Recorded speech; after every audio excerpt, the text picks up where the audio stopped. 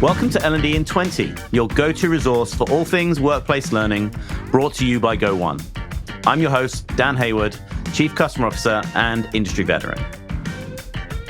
Today, we'll be speaking with Chris Eigeland, the co-founder and CEO of Go1. With a diverse background, beginning in theme park design before he moved into human rights and constitutional law.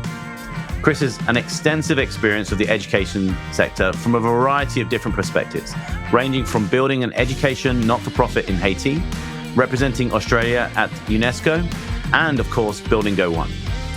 Today, we're going to be discussing keeping up with the evolution of learning and how companies and talent need to adapt.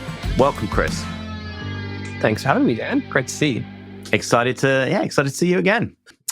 Okay, so the topic of today is the evolution of learning and how companies and talent need to adapt. So the first question I'd like to ask you is really, with your experience and the amount of time you've spent in this industry, how has learning and development evolved?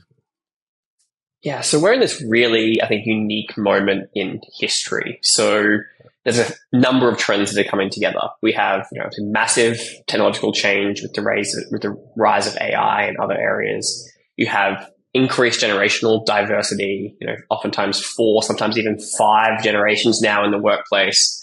And you have sort of macroeconomic changes and instability, which has created a really, I think, unique environment for organizations, companies, and individuals to operate within. And the flip side of that is that there are structural challenges in how our large institutions, our governmental institutions, have responded to that challenge. And if you look at the investment in an individual's sort of lifelong learning, unsurprisingly, that investment drops off a cliff after someone turns about 24, 25, which is the sort of natural age that someone may graduate from a college or a tertiary institution. And so you have 2 things happening at the moment, which are quite unique. You have this sort of culminating trends in our environment, and you have a sort of structural and institution-based funding model that hasn't kept up with those trends. And so I think that's why organizations and companies feel a lot of pressure at the moment to support their teams, support their employees to continue the professional development journey, to both achieve the company goals and the sort of individual's goals, because there is a growing need for that skill development, but actually the institutional support is lacking, and therefore companies need to step up and fill that gap. Yeah, so that's quite a challenge. And so as you kind of take a step back and look at the L&D kind of industry, what are some of your thoughts on the state of the market right now in terms of the way in which we're addressing some of those key challenges? Yeah, I think it's an incredibly exciting moment in the L&D market. I think there is an increasing sort of awareness from organizations that this is a problem that they're going to need to solve, and also an innate sort of increasing drive from individuals to continue to evolve and adapt their skills in a pretty rapidly changing environment that may result in pretty significant changes to the labor market. And so, when I think about what's important and what opportunities are available for companies in the current market, I think about, do you have an L&D sort of program that is, available and frictionless? People want to be learning where they are, not where you want them to be. Do you have, the tools to make people feel empowered? Small discretionary budgets to enable individuals to make their own decisions on where they want to grow, and then also share that sort of feedback with their peer group? And then do you have sort of an organizational culture that rewards and recognizes those behaviors in that kind of rapid learning cycle? And there's really interesting tools and programs that are sort of entering the market, every month and every quarter that hit on some of those pillars. Mm-hmm. And as you think about kind of, I guess, the diversity of those opportunities and solutions for organizations, as you're meeting, a lot of your customers, what are some of the ways that you'll see that they're trying to keep up that pace of change in terms of kind of delivering, meeting their employees where they are, but ensuring that they're delivering the upskilling to achieve their organizational goals? Yeah. The reality of the current dynamic environment we find ourselves in, there's no single solution to this challenge. I think what you'll find is that organizations are exploring sort of new opportunities and some new modalities for learning. Do people learn better sort of via audio or podcasts or short form information on their phone? So there's definitely certainly a sort of emergence of sort of new modalities. Second is an awareness that this is a organizational priority for kind of senior leaders in the organization. So whereas perhaps maybe 18 months ago, 2 years ago, I think L&D would have been seen more in the benefits category. Now it's moved more to this is an organizational imperative to continue to evolve the skills of our company against skills of our team against company priorities. So you're seeing sort of an elevation, I think, of that from a sort of a nice to have to a must have. And then you're seeing, I think, a strong focus on culture building around, people call it different things. It might be a learning culture, or it might be a culture of like speed and execution and delivery. We're certainly seeing a cultural evolution that at the heart of it sits like a level of agility, and ability to adapt, resilience, despite the labels that are put on it. And you see this real focus on an emergence of that type of culture. And L&D plays a massive role in culture shift.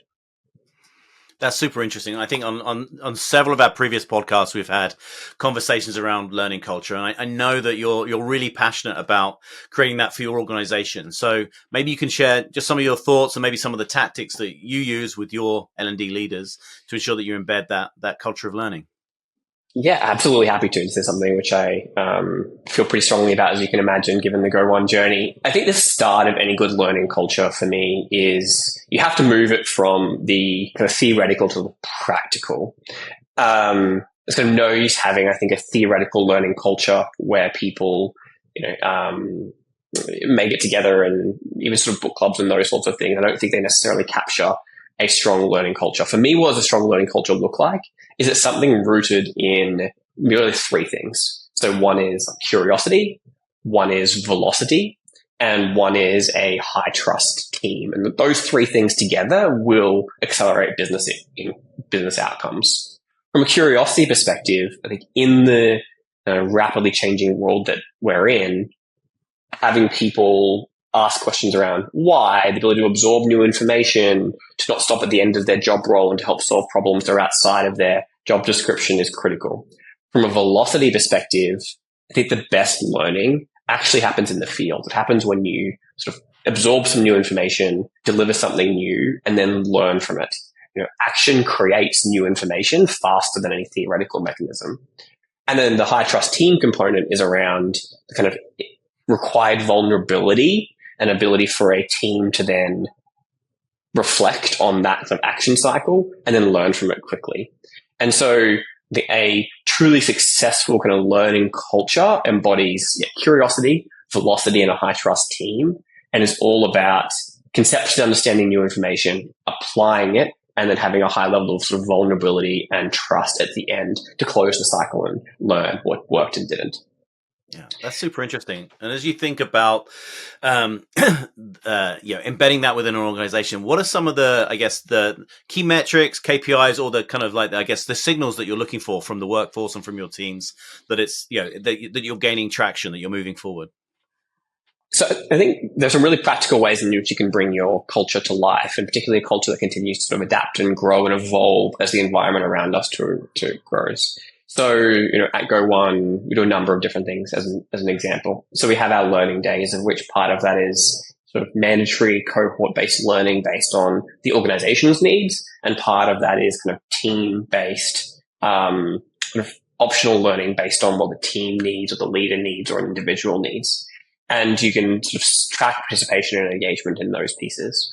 The other thing which we believe is super important is having a level of sort of discretionary budget that is available for you to learn things that may be outside of your role. If you think about the skills that are going to be really important in the next 10 years, a lot of the transferable skills, resilience, critical thinking, communication. So someone that may be, a salesperson learning, improv or something like that, actually, from my perspective, creates a much stronger skill set for them to move into the future. So we have discretionary learning budgets that we allow people to deploy, and that creates peer-to-peer connections because people will see, oh, actually, Dan just purchased, this book on AI or did this sort of short course on improv or whatever it is. Maybe I should do that. And that signaling is really critical to building sort of the culture. And then, of course, we have our own sort of talent priorities and talent frameworks that are then mapped back to sort of learning journeys and learning pathways. And it's like the combination of all those things that starts to move the needle on building a fast-moving, high-performing learning culture. In terms of what we measure, obviously engagement, obviously are people deploying their learning budgets? Are they reporting back to their teams and sort of the lunch and learn formats and what they learned? Engagement with the learning pathways. We actually measure and in our performance evaluations, the behaviors of things like sort of curiosity and velocity, and ensure that any performance evaluation takes into account both did someone do the job, but also how did they do it? If they missed the outcome but demonstrated the right learning behaviors, then that's a really high signal that that person can continue to grow, even though they may have missed their target for that particular quarter. That's great. Thank you, Chris. So now we're going to move on to our next segment. It's called the 60-second budget breakdown. So in this section, what I'd love for you to kind of share is that you think about your work and obviously engaging with hundreds of L&D professionals every year. What are the three most important things that you recommend that they spend their money on? Absolutely. So in 60 seconds. So first is that the learning needs to be available and where they are. So that might be different modalities of learning, online, offline, but you need to have a variety of tools available for learning to be available where and when people want it. It has to be easy. The second is people need to be empowered and feel like that they themselves take accountability and ownership of their learning journey. So that's likely from small discretionary spending budgets. Even though they may be small, it makes a big difference to mindset. And the third is it has to be led from the top of the organization, and it has to be built into the senior leadership, so KPIs. And so I'd have a small amount of budget available for recognition from senior leaders through the organization of people that are starting to really take accountability of their learning journey. That's great. Thank you. So moving on to our next segment, lifelong learnings. This is one of my favorite segments. I would love for you to describe a time where a situation turned out differently than you expected. Could be more positive or more negative, but importantly, what were some of the things that you learned from that situation? Yeah, thanks, Dan. And I think from the intro, you probably gathered that my career has not been linear. It's not been one thing after another and one progression step after another. And I think on reflection, that from my perspective is the type of career that will fit the new economy and fit the sort of new and rapidly changing landscape. And so if you think of, what went to plan and didn't go to plan, I mean, a ton of things didn't go to plan in my career and my journey. But if you just pick like one example, which is, I was absolutely stoked, studied theme park design, actually created my own degree in theme park design. It didn't exist yet. A mix of industrial and graphic design. Got what I thought might be sort of my dream job, working at a theme park here in Australia, Dreamworld, designing some of their new sort of smaller rides while I was still at college and university. And then about like 3 months into it, I was like, I was so wrong. This is like super fun, but this is not what I want to do for my sort of career and as my day job. And then, much to the chagrin of my friends and family who lost all their free theme park tickets, I actually changed to study law, which is just about as far away from theme park design as you could possibly get. Everything about, that was a pretty big career pivot for me. I'm sure many people listening have had big career pivots. But if you get some of the sort of transferable skills that are a part of that journey, storytelling, experience design, how do you, bring experiences to life in a way that are engaging, creativity, problem solving, constraints. How do you do something that is like creatively amazing, but within the physical world and operating within constraints to like breed creativity? And so I actually think that that's sort of one specific example, but the kind of squiggly careers that people have are, in my view, fundamental to success in this next phase, because something like experience design, how you make people feel, is a big part of L&D. people want to feel inspired. They want to feel engaged, feel heard. And how you design L&D experiences goes hand in hand with that. And so those types of transferable skills, I think, have served me pretty well, hopefully, to date, and will continue to do so. But that was not the path that I expected to take. Yeah, I love that. That's great. Thank you so much for sharing.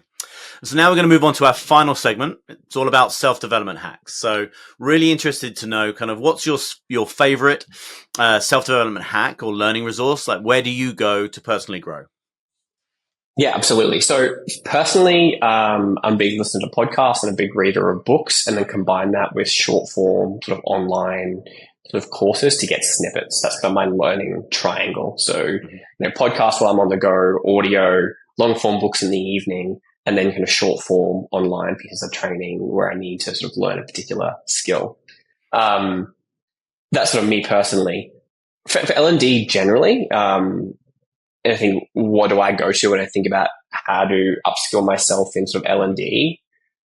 Actually, it's not, for me, any one particular L&D resource. I actually believe that the best L&D is highly cross-functional and draws upon other industries' best practices. And so for me, great L&D is at the heart, like nails three things. It's like motivation, it's the experience that people have, and it's the business impact.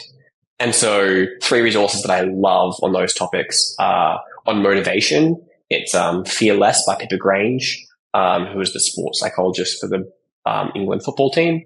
On experience, it's a book called Unreasonable Hospitality, which is about creating delight moments and exceeding expectations and how that changes people's emotional resonance. And on business impact, it's Scaling People by Claire Hughes-Johnson, who is the CEO of Stripe.